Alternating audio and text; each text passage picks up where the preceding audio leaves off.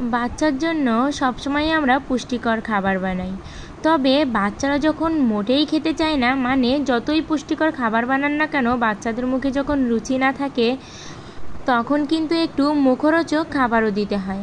মুখরোচক মানে যেটা বাচ্চার উপকারও হবে, আবার একটু খেতেও ভালো লাগবে, মুখে একটু স্বাদ লাগবে এবং মুখের স্বাদটাও ফিরে আসবে। তাই তো বন্ধুরা, আজ আমি বাচ্চাদের জন্য নিয়ে আসলাম তিনটি পুষ্টিকর এবং মুখরোচক খাবার। মানে এমনটা নয় যে স্ন্যাক্স আইটেম, মুখরোচক খাবার বলতে যাতে রুচিটা নষ্ট হয়ে গেলে সেটা আবার ফিরে আসে।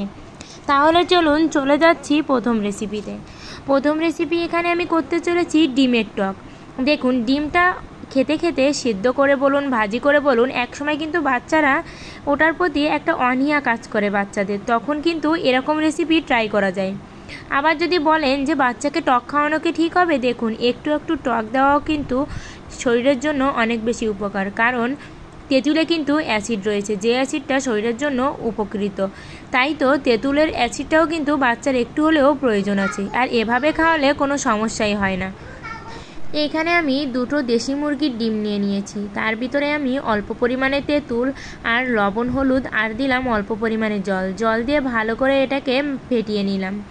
এবার তেলের উপরে সর্ষে ফোড়ন দিয়ে আমি এর ভিতরে ওই ব্যাটারটা দিয়ে দেব, দিয়ে খুব নেড়ে চেড়ে এটাকে ভেজে নেব। আর এই টকটা খেলে না মুখে অনেক বেশি রুচি আসে, মানে খেতেও ভালো লাগে।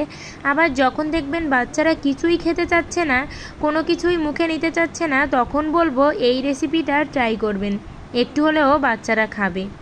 সবসময় যে বাচ্চাকে ওজন বৃদ্ধিকারী আর পুষ্টিকর খাবার দিতে হবে এমনটা নয় কিন্তু, কারণ এমনও বাচ্চা আছে টোটালি কিছু খেতে চায় না, তাহলে আপনি পুষ্টিকর খাবারটা বানিয়ে খাওয়াবেন কাকে?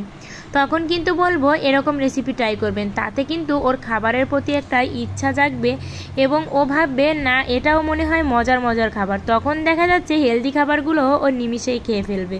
এবং এই রেসিপিটাও কিন্তু কোনো ক্ষতিকর না এবং বাচ্চাদের খাওয়ানো ভীষণই উপকারী।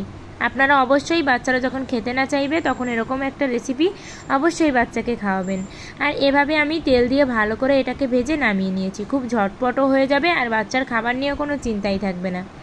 তবে একটা কথা, 2 বছরের নিচের বয়সী বাচ্চাদের জন্য আবার এই রেসিপিটা ঠিক নয়, আপনারা 2 বছর পরের বয়সী বাচ্চাদেরকে এরকম রেসিপি মাঝে মাঝেই খাওয়াবেন। এবার চলে যাচ্ছি দ্বিতীয় রেসিপিতে আমি এখানে নিয়ে চলে এসেছি খিচুড়ি। আর এই খিচুড়িটা কিন্তু বাচ্চা বলুন, গর্ভবতী মা বলুন, প্রত্যেকের জন্য খিচুড়ি একটা হেলদি খাবার, কারণ খিচুড়ি হচ্ছে একটা সুষম খাবার। বিভিন্ন রকম শাক সবজি ডাল চাল একসাথে মিক্সড করে এটা বানানো হয় বলে এতে কিন্তু খাবারের যে 6টি পুষ্টিগুণ আছে সেটা এর ভিতরে থাকে। তাই আমি বলবো যে সকল গর্ভবতী মায়েরা আছেন তারাও চেষ্টা করবেন প্রেগনেন্সির সময়ে খিচুড়ি খাওয়া, কারণ অনেক সময় হয় কি অনেক ধরনের খাবার একসাথে না খেতে পারলে এই খিচুড়িটা কিন্তু অনেক ধরনের সবজি দিয়ে বানালে একবারে একটা ভালোই পুষ্টিকর খাবার খাওয়া হয়ে যায়। আবার বাচ্চাদের জন্য তো আরও হেলদি, কারণ এই এতটুকু খিচুড়ির ভিতরে যদি আপনি 3-4 চামচও বাচ্চাকে খাওয়াতে পারেন তাহলে কিন্তু একটা যথেষ্ট পরিমাণে বাচ্চা পুষ্টি পাবে। তাহলে চলুন চলে যাই রেসিপিতে। শুরুতে আমি এখানে চাল আর ডালটাকে ভালো করে ধুয়ে কড়াইয়ের ভিতরে দিয়ে নিয়েছি, এর ভিতর দিয়ে দিলাম কুমড়ো আর মিষ্টি আলু, এই দুটো সবজি আমি এখানে ব্যবহার করছি। তার ভিতরে জিরা বাটা, পেঁয়াজ রসুন কুচি আর অল্প পরিমাণে কাঁচা লঙ্কা দিয়ে দিলাম।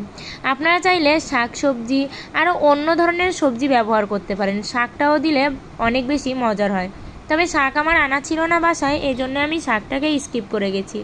এবার এগুলোকে ভালো করে মাখিয়ে এর ভিতরে তেল দিয়ে দেব, আর তেল দিয়ে আমি এটাকে ভালো করে নেড়েচেড়ে কষিয়ে নেব।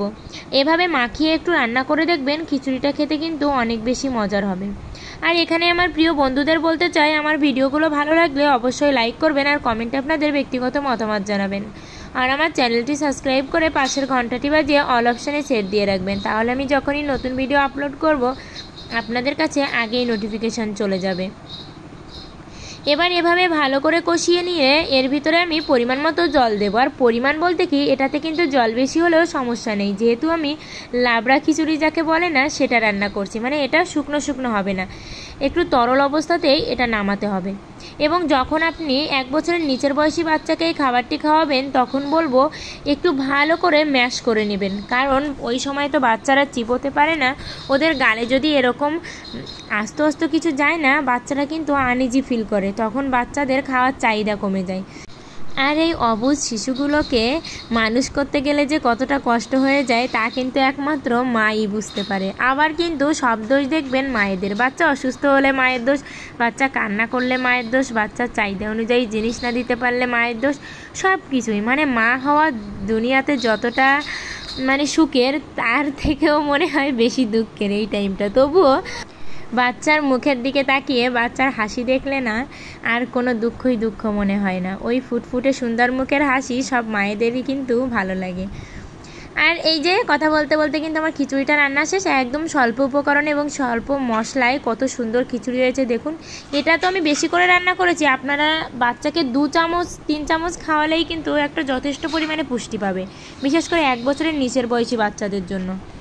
এবার আমি চলে এসেছি তৃতীয় রেসিপিতে। এখানে আমি আজ বানাবো আমরুলি শাকের টক। এটা বড় বলুন ছোট বলুন, যখন জর্জারি হয় মুখটা একদম বেস্বাদ হয়ে যায়, মানে মুখের ভিতরে কোনো স্বাদ থাকে না, তখন এই টকটা আপনারা ট্রাই করবেন। এতে কিন্তু মুখের রুচিটা ফিরে আসবে। অনেক সময় বাচ্চাদের সর্দি কাশি হলে না বাচ্চাদের মুখের রুচি থাকে না, তখন বলবো এই শাকটি যদি পান অবশ্যই ভেজে এভাবে টক রান্না করে খাওয়াবেন। আমি এখানে সর্ষে ফোড়ন দিয়ে শাকগুলো দিয়ে দিয়েছি। এবার এর ভিতরে লবণ হলুদ দিয়ে আমি ভালো করে এটাকে ভেজে রান্না করে নেব। আর এটা কিন্তু ঢাকারও কোনো প্রয়োজন নেই, কারণ এমনিতেই শাকগুলো সেদ্ধ হয়ে যাবে। আমরা গ্রামের ভাষায় এটাকে আমরুলি শাক বলি, আপনারা হয়তো বা অন্য নামেও এটাকে চিনতে পারেন।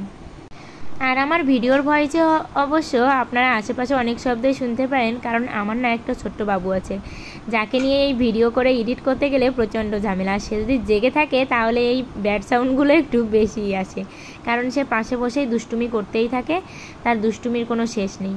তাই অবশ্যই বলবো আমার ভিডিওগুলো যদি আপনাদের উপকারে আসে এবং ভালো লাগে তাহলে অবশ্যই কিন্তু আমার ভিডিওতে লাইক করবেন, একটু কমেন্ট করবেন, আর আমার চ্যানেলটি সাবস্ক্রাইব করে প্লিজ সবাই একটু বন্ধু হয়ে পাশে থাকবেন।